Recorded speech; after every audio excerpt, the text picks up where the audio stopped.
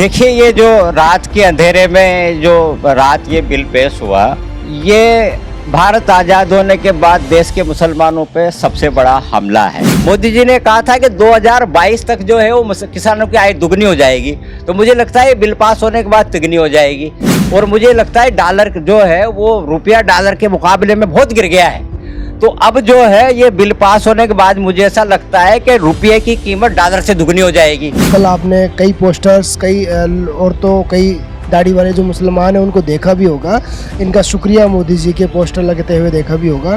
कई लोग, अधिकतर लोग जो है वो शुक्रिया मोदी जी खास तौर से जो टीवी चैनल से उन पे देख रहे हैं। और साथ में मैं यह भी जानना चाहूँगा कि आप लोगों को दिक्कत कहाँ है? आज राजनीतिक सफलता प्राप्त करने का शॉर्टकट रास्ता है मुसलमानों से नफरत करो। जो जितनी मुसलमानों को नेता जितनी जल्दी गाली देगा उतना ही वो लोकप्रिय नेता है। नमस्कार, आदाब, मैं हूं वसीम खान और आप देख रहे हैं समाचार टाइम्स। आज हमारे साथ मौजूद है डॉक्टर शहाबुद्दीन खान, जो एसडीपीआई के प्रदेश उपाध्यक्ष है। देखिए, ये जो रात के अंधेरे में जो रात ये बिल पेश हुआ, ये भारत आज़ाद होने के बाद देश के मुसलमानों पे सबसे बड़ा हमला है लेकर खास चर्चाएं चल रही हैं। और मैं आपको यह भी जानना चाहूँगा कि कल वक्फ बोर्ड जो बिल है वो पेश भी हुआ और रात के 2 बजे के लगभग वो पास भी हो गया। और पूरे देश भर के जो मुसलमान हैं वो विरोध करते हुए नजर आए और साथ में कुछ ऐसे मुस्लिम हैं जो शुक्रिया मोदी जी के नारे लगाते हुए नजर आए। क्या ऐसी खुशी आपके दिल में भी जाहिर हुई? देखिए, ये जो रात के अंधेरे में जो रात ये बिल पेश हुआ, ये भारत आज़ाद होने के बाद देश के मुसलमानों पे सबसे बड़ा हमला है। देश का 20 करोड़ मुसलमान इस बिल को खारिज कर चुका है। मैं आपकी बात काटना चाहता हूँ। आपने कहा कि ये हमला है, ख़ास तौर से मोदी जी कह रहे हैं कि मुसलमानों के ये हित में है। और जो बीजेपी सरकार लगातार ये कहते रही है कि मुसलमानों के बहुत बेहतर मुस्तकबिल के लिए साबित होगा ये बिल। देखिए, मोदी जी की कथनी और करनी में हमेशा फ़र्क रहता है। मोदी जी कहने को तो ये कहते हैं कि सबका साथ, सबका विकास और सबका विश्वास, यही कहते हैं मोदी जी। लेकिन चुनाव में वो मुसलमानों को कपड़े देख के पहचानते हैं। चुनाव जब होता है तो वो पब्लिकली कहते हैं कि ये मुसलमान तुम्हारी भैंस खोल लेगा, तुम्हारा मंगलसूत्र ले जाएगा और तुम्हारे घर की खिड़की ले जाएगा, किवाड़ ले जाएगा। तो मोदी जी की कथनी और करनी में हमेशा से फ़र्क रहता है। मोदी जी ने जब 3 कृषि कानून बना था तब भी यही कहा था कि ये बिल जो है वो किसानों के लिए बहुत अच्छे हैं, इसके लिए बहुत अच्छे हैं, उसके लिए बहुत अच्छे हैं। फिर जब किसानों ने कहा कि हमें ये अच्छे नहीं लग रहे, वो सड़कों में बैठ गए, तो मोदी जी को वापस लेना पड़ा। ऐसे ही मोदी जी जो है वो अब वक्फ बोर्ड के लिए कह रहे हैं कि वो ये बिल में इसलिए ला रहा हूँ कि जो है वो इससे मुसलमानों का बड़ा ये हो जाएगा, वो हो जाएगा। ये खाली भ्रम फैलाने की बात है। अगर ऐसी बात होती तो मोदी जी को जो है स्टेक होल्डर से बात करनी चाहिए थी। हिंदुस्तान का 99% मुसलमान इस बिल को खारिज कर चुका है। 5 करोड़ मुसलमानों ने ईमेल के जरिए अपना विरोध जेपीसी में दर्ज कराया। उसके बाद जो मुसलमानों की जो सबसे अपेक्स ऑर्गेनाइजेशन है, मुस्लिम पर्सनल लॉ बोर्ड, वो कल जो है वो प्रेस कॉन्फ्रेंस करके ऐलान कर रही थी कि हम इस जो है वो बिल को खारिज करते हैं।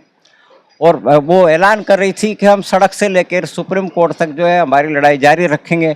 इसलिए मोदी जी को अगर मुसलमानों से इतनी मोहब्बत थी तो मैं पूछ रहा हूँ कि मोदी जी 11 साल में एक मुसलमान के डेवलपमेंट का एक काम बता दें। मुसलमानों की हायर एजुकेशन के लिए कांग्रेस के ज़माने में सच्चर कमेटी की रिपोर्ट के तहत जो है वो मौलाना आज़ाद फाउंडेशन से स्कॉलरशिप शुरू हुई थी, जिसके ज़रिए मुसलमानों को हायर एजुकेशन दी जाती थी। मोदी जी ने वो भी बंद कर दी। इसका मतलब मोदी जी हायर एजुकेशन नहीं चाहते हैं। मोदी जी ने प्री मैट्रिक और पोस्ट मैट्रिक जो है वो स्कॉलरशिप भी बंद कर दी। इसका मतलब मोदी जी मुसलमानों की शिक्षा भी नहीं चाहते हैं। तो दरअसल क्या है कि भ्रम फैला के और हमेशा तानाशाह जो भी वही अप्रोच वाली जो हुकूमत होती है वो अलग अलग बोलते हैं। मोदी जी बोल रहे हैं कि ये मुसलमानों के लिए बहुत भला करने वाला है। मोदी जी का ही पार्टी का जो है वो गली मोहल्ले का कोई भी नेता जो है वो मुसलमानों को पाकिस्तान भेजने की बात करता है कि तुम पाकिस्तान भेज चले जाओ। कहीं भी बेचारा अकेला मुसलमान अगर पकड़ में आ गया और उसने जय श्री राम नहीं बोला तो उसको पीट डालते हैं। कहीं रेल में बैठा हुआ कोई बुजुर्ग सा मुसलमान दाढ़ी टोपी में शिनाख्त हो गई कि मुसलमान है तो उसको पीट डालते हैं। मॉब लिंचिंग आम हो गई है। तो कौन सा आप भला कर रहे हो? मुझे तो इस बिल के पास हो जिस हिसाब से आप कुछ जो है वो मैंने भी कुछ फुटेज देखे हैं कि कुछ खवातीन बुर्का पहने हुए वो मुसलमान थी कि नहीं थी। आजकल तो बुर्का किराए पे मिल जाता है, तो कुछ बुर्के में कुछ खवातीन और कुछ नाबालिग बच्चे। दाढ़ी किराए पर नहीं मिलती सर। हाँ रख लेते हैं। मैंने बहुत सारे ऐसे लोगों को मस्जिदों में पकड़ा है जो रमज़ान में चंदा करते हुए पकड़े गए। दाढ़ी भी थी, टोपी भी थी। वो शिनाख्त की पकड़ने के बाद तो पता चला वो मुसलमान नहीं था। कईयों को तो मैंने पकड़ा, मेरे अपने 60 साल की ज़िंदगी में 4-5 को तो मैं पकड़ चुका हूँ। इसलिए वो दाढ़ी वाड़ी भी का भी कोई ऐसा मसला होता नहीं है। असल चीज़ ये है कि ये जब बिल पास हुआ तो हमारे हिंदू भाई बड़े नारे लगा रहे हैं, जय श्री राम के नारे लगा रहे हैं और बड़े खुश हो रहे हैं। ऐसा लग रहा है कि जैसे इस देश में जितनी समस्याएं थी वो केवल मुस्लिम बोर्ड की ये जो प्रॉपर्टीज थी वो उसकी वजह से देश में सारी समस्याएं थी। अब ये बिल पास हो गया है तो मुझे लगता है कि वो मोदी जी ने कहा था हर आदमी के खाते में 15 लाख आएंगे, तो वो 15 लाख भी आने वाले हैं। मोदी जी ने कहा था मैं हर साल 2 करोड़ लोगों को नौकरी दूंगा, तो 22 करोड़ को मिलनी चाहिए थी। तो अब मुझे लगता है वो 22 करोड़ लोगों को नौकरी भी मिल जाएगी। मोदी जी ने कहा था कि 2022 तक जो है वो किसानों की आय दुगनी हो जाएगी, तो मुझे लगता है बिल पास होने के बाद तिगनी हो जाएगी। और मुझे लगता है डॉलर जो है वो रुपया डॉलर के मुकाबले में बहुत गिर गया है। तो अब जो है ये बिल पास होने के बाद मुझे ऐसा लगता है कि रुपये की कीमत डॉलर से दुगनी हो जाएगी। और मुझे तो यहाँ तक लग रहा है, अब मतलब जिस हिसाब से जय श्री राम के नारे बोल रहे हैं कि वो पाकिस्तान हमारे पीओके का हमारे कश्मीर के हिस्से को कब्जा किए बैठा है, तो वो भी छूट जाएगा। और अब मुझे यूँ लग रहा है कि बिल पास होने के बाद तो वो जो गवलान घाटी में चाइना ने कॉलोनियाँ बना ली है वो भी खाली हो वो भी खत्म हो जाएगी। चलिए इन मुद्दों को हम छोड़कर हम वक्फ बोर्ड के बिल के जो मुद्दा है उसको खास तौर से हम बातचीत करते हैं। मैं आपसे जानना चाहूँगा आप लोगों को दिक्कत कहाँ आ रही है? बिल पास हो रहा है, मोदी जी कह रहे हैं कि मुसलमानों के हित में ये बिल पेश हो रहा है, और कल आपने कई पोस्टर्स, कई औरतों, कई दाढ़ी वाले जो मुसलमान हैं उनको देखा भी होगा, इनका शुक्रिया मोदी जी के पोस्टर लगते हुए देखा भी होगा। कई लोग, अधिकतर लोग जो है वो शुक्रिया मोदी जी खास तौर से जो टीवी चैनल से उन पे देख रहे हैं। और साथ में मैं यह भी जानना चाहूँगा कि आप लोगों को दिक्कत कहाँ है? देखिए जो शुक्रिया मोदी जी कर रहे हैं तो गुमराह लोगों का तो कोई इलाज नहीं है, वो और समुदाय में होता है। एक बार वक्फ अगर हो गई तो वक्फ हो गई। अब आपने उसकी लिमिटेशन हटा दी है। जिस प्रॉपर्टी पे 12 साल से कोई ना कोई काबिज है और उस पर वक्फ ने कोई दावा नहीं किया और केस चल रहा है, तो वो प्रॉपर्टी हमारे हाथ से चले जाएगी। अकेले राजस्थान में 60 प्रॉपर्टी प्राइम लोकेशन की है जिस पे जो है वो सरकार काबिज है। अब ये कानून बनेगा तो वो हमारे हाथ से निकल जाएगी। फिर वक्फ बोर्ड में सीओ मुसलमान होता था, अब कोई भी हो सकता है। तो अब बीजेपी सीओ ऐसे कट्टर एंटी मुस्लिम अधिकारी को बिठाएगी जो एक एजेंडे के तहत आएगा कि भाई मुझे तो अपनी नौकरी करते हुए जितने भी दिन में यहाँ सीओ रहूँगा, यहाँ मुसलमानों की इन जायदादों को मैं मैक्सिमम खुर्द बुर्द करूँगा। आप मुसलमान कैसे रोक लेंगे? चेयरमैन जो है वो उनका होगा, बोर्ड में मेजोरिटी उनकी होगी, और कट्टर एंटी मुस्लिम वाला जो मानसिकता वाला जो अधिकारी है वो सीओ होगा। तो ये इस बिल में फिर बचेगा क्या बेचारों मुसलमान? नहीं, जो भी होगा वो जांच पड़ताल के थ्रू ही होगा ना। नहीं, सीओ तो किसी को भी लगा देंगे, काहे की जांच पड़ताल? भाई हमेशा बोर्ड का जो गठन होता है उसमें जितने भी मेंबर होते हैं तो उस वक्त जो भी पार्टी की जो सरकार होती है वो अपने पार्टी के कार्यकर्ताओं को उस बोर्ड में मेंबर बनाती है और वही चेयरमैन बनता है। तो अब ज़्यादातर जगह तो बीजेपी की सरकार है, केंद्र में बीजेपी की सरकार है, तो वो छटाए उन लोगों को मेंबर बनाएंगे जो भी शुक्रिया मोदी शुक्रिया मोदी शुक्रिया मोदी, वो इसीलिए कर रहे हैं कि उनकी रोजी रोटी चल जाएगी। वो तो मुस्लिम है ना, मुस्लिम और नॉन मुस्लिम सबको ऐसो को ही लाएंगे बोर्ड में। आप एक तरफ कह रहे हैं कि नॉन मुस्लिम को बनाएंगे, लेकिन वो जो शुक्रिया मोदी कह रहे हैं वो मुस्लिम ही कह रहे हैं। वो जो 12 में से 5 तो जो है वो मुसलमान को बनाएंगे ना, उनके 7 नॉन मुस्लिम होंगे, तो वो जो 5 मुसलमान बनेंगे वो शुक्रिया मोदी वाले ही बनेंगे। वो इसीलिए शुक्रिया मोदी कर रहे हैं कि मोदी जी मेरी तरफ भी देख लेना, मुझे भी वक्फ बोर्ड में एडजस्ट कर लेना, कहीं हज कमेटी में एडजस्ट कर लेना, कहीं मदरसा बोर्ड में एडजस्ट कर लेना, इसीलिए वो शुक्रिया मोदी कर रहे हैं। वो उनके सामने एक बैंगन लटका दिया है कि भाई तुम शुक्रिया मोदी बोलो तो तुमको वक्फ बोर्ड का मेंबर बना देंगे, इसलिए बेचारे वो उछल उछल के शुक्रिया मोदी कर रहे हैं। ये असल कहानी। खास तौर से आपने मंदिर बोर्ड की बात करी, गुरुद्वारा बोर्ड की बात करी। आप लोगों को अगर मौका दिया जाता है तो आप मंदिर बोर्ड के मेंबर बनना चाहेंगे? मैं तो अपने आप का प्रस्ताव रख रहा हूं कि सरकार जो है मुझे तिरुपति बालाजी के मंदिर का जो है वो सब बोर्ड के सदस्य बनाए। मैं बहुत निष्ठा से और पूरी पूरी सनातन धर्म की जो है वो परंपराओं की पालना करते हुए अपनी जिम्मेदारी को निभाऊंगा। मुझे मौका तो दे सरकार, मुझे वहाँ बना दे, या कोई जैन का अगर कोई ऐसा ट्रस्ट है तो उसमें बना दे, या कोई ईसाइयों का है तो उसमें बना दे। मैं तो अपनी सेवाएं देने को तैयार हूँ, सरकार हमको मौका तो दे। मैं ही नहीं, हमारे सैकड़ों भाई हैं जो उनकी धर्म की आस्था का सम्मान करते हुए ही सेवाएं देंगे। सरकार मौका दे, हमको तो तैयार हैं। आप तैयार हैं, लेकिन आपके अंदर जो धार्मिक ज्ञान जो एक हिंदू भाई में होता है वो ज्ञान आपके अंदर नहीं है। मेरा दावा है कि वो जो ट्रस्टी जो भी होंगे, उस बोर्ड के ट्रस्टी होंगे, वो बैठ जाए, मैं बैठ जाऊं और 3 जज बैठ जाएं। हम वेद पे भी बात कर लेते हैं, उपनिषद पे भी बात कर लेते हैं, धार्मिक परंपराओं पे भी बात कर लेते हैं, और 3 जजों से पूछ लेते हैं कि भाई हिंदू धर्म का, सनातन धर्म का ज्ञान मुझे ज़्यादा है या इन ट्रस्टियों को है। अगर वो मुझे पास कर देगा हाँ मुझे ज़्यादा ज्ञान है तो मुझे बनाए। मैं तो चुनौती दे रहा हूँ कि वो अपने प्रकांड विद्वानों को ले आए, वेद से लेके और जो भी उनके धार्मिक ग्रंथ है, चाहे वो गीता है, रामायण है, वो सब पे मुझसे परिचर्चाएं कर ले और तय कर ले कि मुझे ज्ञान है कि नहीं है। अगर मैं पास हो जाता हूं तो मुझे मौका दे दे, मैं तो चुनौती दे रहा हूं। नहीं, आपके पास तो ज्ञान है। अगर हम और स्टेट्स की बात करें जहाँ ये मंदिर बोर्ड है, गुरुद्वारा बोर्ड है, वहाँ ये मेंबर अगर बनाना चाहेंगे एग्जाम्पल के तौर पर, तो काफ़ी सारे ऐसे लोग भी हैं जिनको ज्ञान नहीं होगा। आपको तो ज्ञान है, लेकिन और जो लोग हैं वो उनको ज्ञान नहीं होगा, तो वो मंदिर का जो बोर्ड है उसका मेंबर कैसे बना पाएंगे वो लोग? मैं सैकड़ों मुसलमानों को जानता हूं जिनको एक जो है वो एक पंडित से ज़्यादा जो है वेदों का ज्ञान है। कई सारे मुसलमान तो अपने नाम के आगे लगाते ही चतुर्वेदी हैं, इसका मतलब उनको चारों वेदों का ज्ञान है।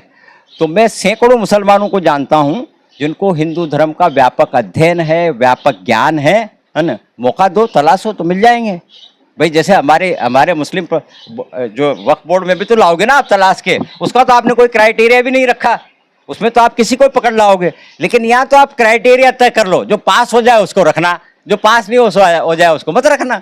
मैं तो चुनौती दे रहा हूँ।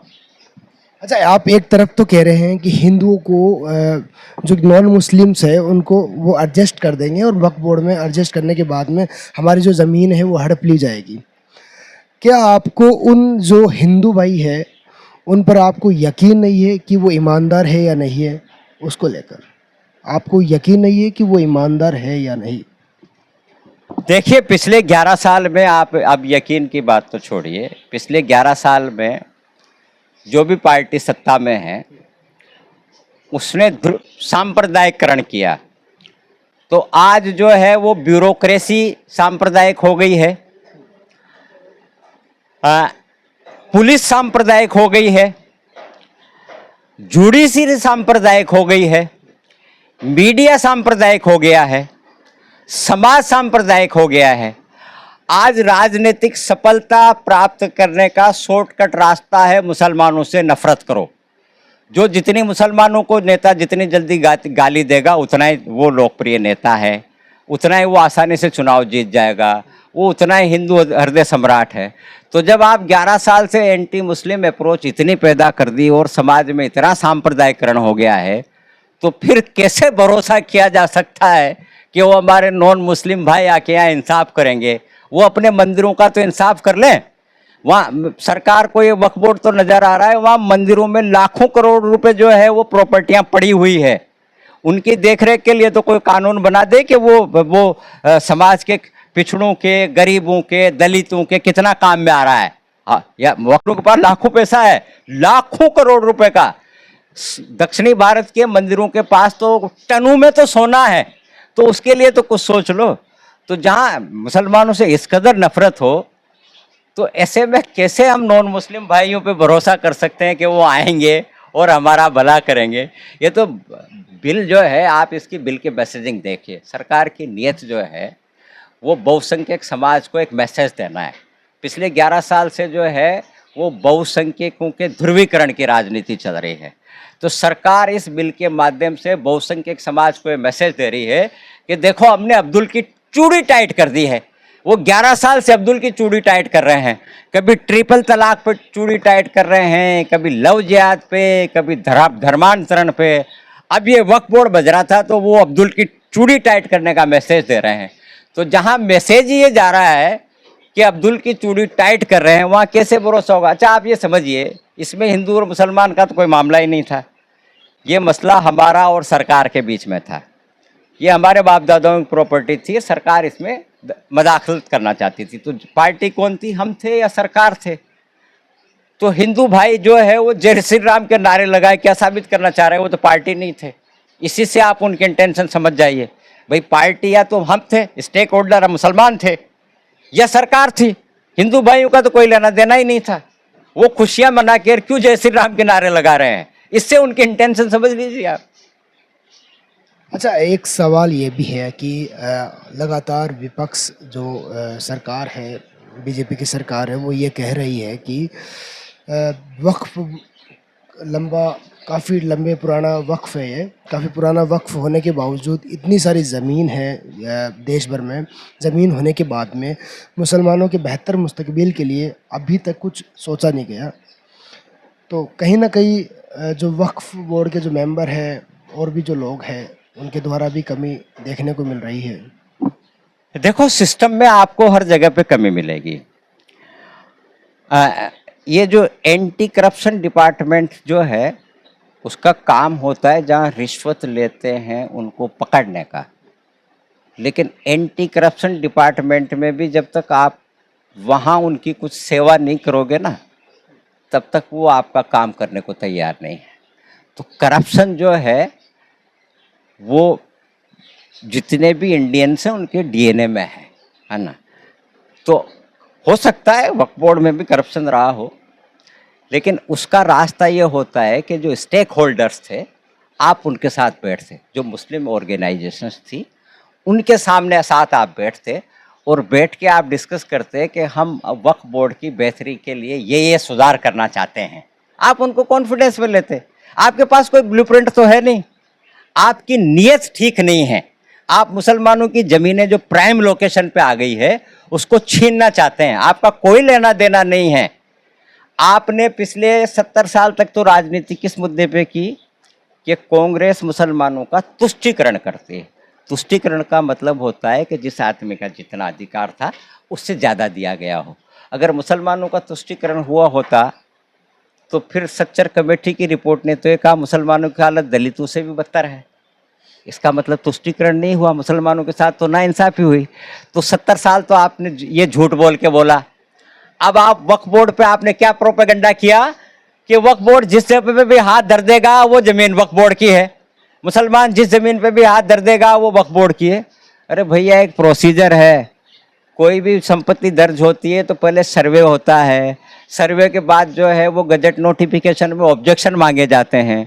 और आप हैरान होंगे, बीजेपी की ही सरकार में 2019 में बीजेपी के ही अल्पसंख्यक मामलात मंत्री मुख्तार अब्बास नकवी ने संसद में कहा कि 99% वक्फ प्रॉपर्टी का डिजिटाइजेशन हो गया है।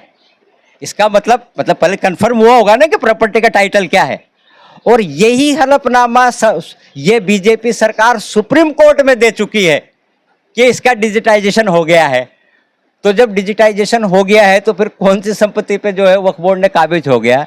तो एक प्रोपेगेंडा खड़ा किया मुसलमानों के खिलाफ, लोगों में नफरत फैलाने के लिए कि वक्फ बोर्ड किसी भी संपत्ति को अपनी बता देता है, अपनी बता देता है, अपनी। ऐसा नहीं है, ये झूठ है, ये प्रोपेगेंडा है।